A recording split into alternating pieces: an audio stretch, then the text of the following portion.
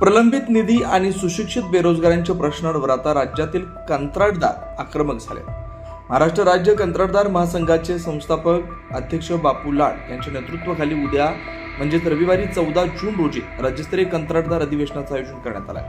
गेल्या 3 ते 4 वर्षात कामं पूर्ण होऊनही शासनाकडून तुटपुंजा निधी मिळत असल्यानं कंत्राटदारांवर आर्थिक संकट ओढवलं आहे. त्यातच सुशिक्षित बेरोजगार तरुण नैराश्याकडे वाटचाल करत असून वारंवार आंदोलनं करूनही शासन आणि स्थानिक अधिकारी याकडे दुर्लक्ष करतात. या अधिवेशनाला राज्यभरातील विविध संघटनांचे जवळपास 1200 पदाधिकारी आणि कंत्राटदार उपस्थित राहणार आहेत. उद्याच्या राज्यस्तरीय अधिवेशनात 1200हून अधिक पदाधिकारी एकत्र येऊन पुढील प्रखर आंदोलनाची दिशा ठरवणार आहेत. शासनाविरोधातील आंदोलनाची पुढील दिशा उद्याच्या अधिवेशनात निश्चित केली जाणार आहे. मी एनडी उर्फ बापू लाड, अध्यक्ष कोल्हापूर जिल्हा शासकीय ठेकेदार संघ, संस्थापक महाराष्ट्र राज्य कंत्राटदार महासंघ.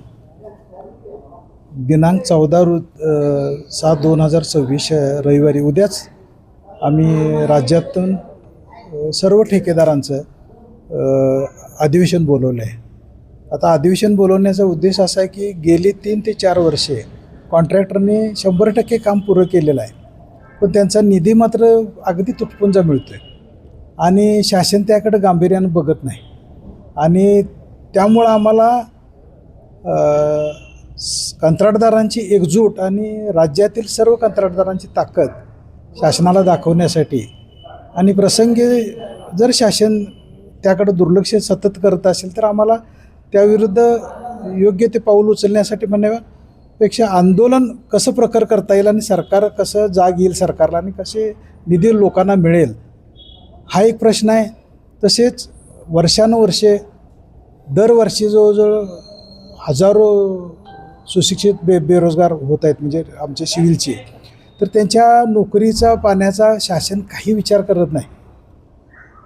एका बाजूला नोकरी नाही आणि ह्या मुलांनी काम केलं तर ह्या अशा एखादं काम जरी केलं तर त्याचे पैसे मिळायला आता जवळजवळ 2-2 वर्ष लागायला.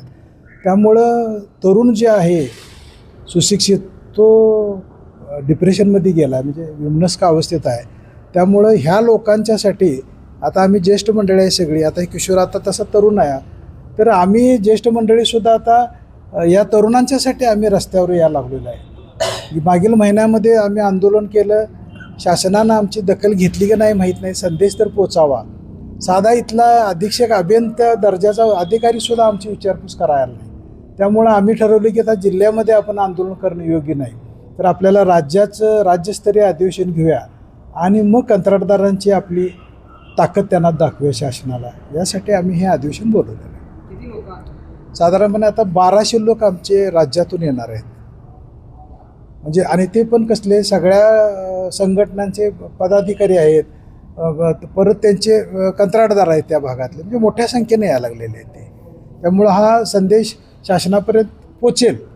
बघू आता त्यानंतर काय करता येते, त्यानंतर उद्या दिशा ठरेल आमची काय करायचं कसं करायचं आंदोलन पुढे. ठीक आहे. अशाच ताज्या अपडेटसाठी महासत्ता न्यूजला सबस्क्राईब करा.